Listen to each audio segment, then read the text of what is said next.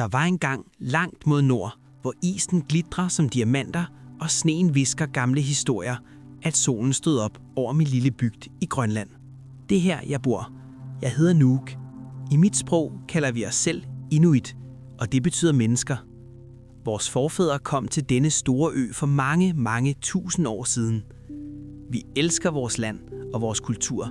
Vores traditioner er som små skatte, vi passer godt på i vores hjerter. Min far lærte mig at fiske. Fiskeri er meget vigtigt for os, for det hjælper os med at overleve. Jeg tog ofte med ham ud på det kolde hav. Nogle gange skulle vi vente længe, helt stille som sneen, så fiskene ikke blev bange. Men når det lykkedes, var det både spændende og sjovt. Min far fortalte mig også mange historier om hvalfangst. En hval er en stor gave for os. Vi bruger hele hvalen. Kødet giver os mad, og knoglerne kan vi lave redskaber af. Det kræver mange stærke mennesker at fange en hval, for hvaler er både store og stærke. Nogle gange tør jeg på jagt med min far i flere dage. Hvis vi var heldige, fandt vi rensdyr. Sommeren er kort og ikke særlig varm, men det er den bedste tid at jage rensdyr på.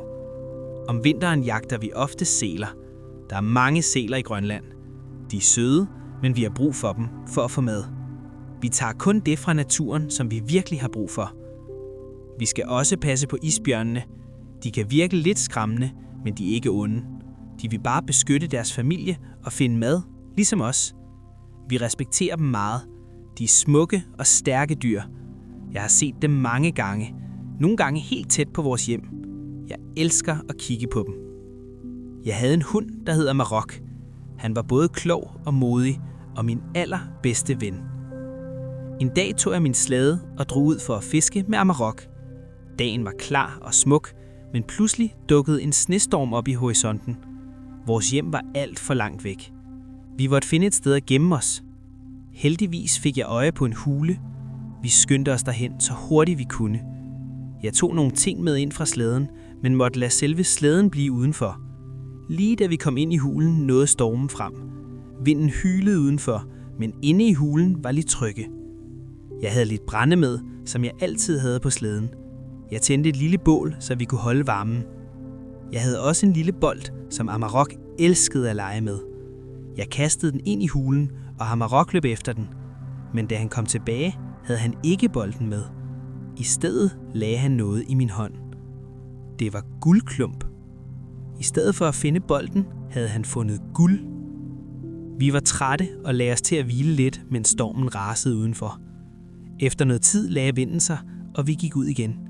Slæden stod der stadig, bare dækket af sne. Jeg børstede sneen af, og så tog vi hjemad. Endelig nåede vi hjem. Mine forældre stod i døren og spurgte, hvad der var sket. Jeg smilede stort, men sagde ikke noget om guldet.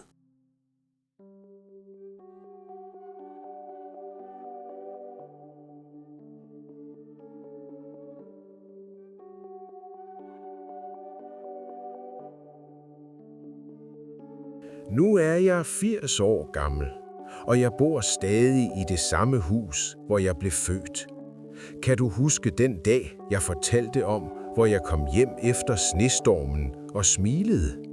Jeg smilede, fordi jeg var kommet hjem. Jeg fortalte aldrig mine forældre om guldet, men sandheden er, at de allerede vidste det. Jeg tror, min far kendte hulen.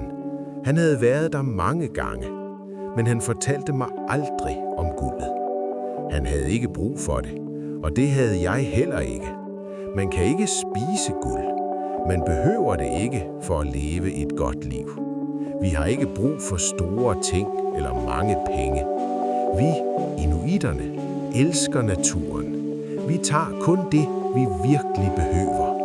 Vi lever i fred med moder natur, og vi ved, at hvis vi passer på hende, så passer hun på os.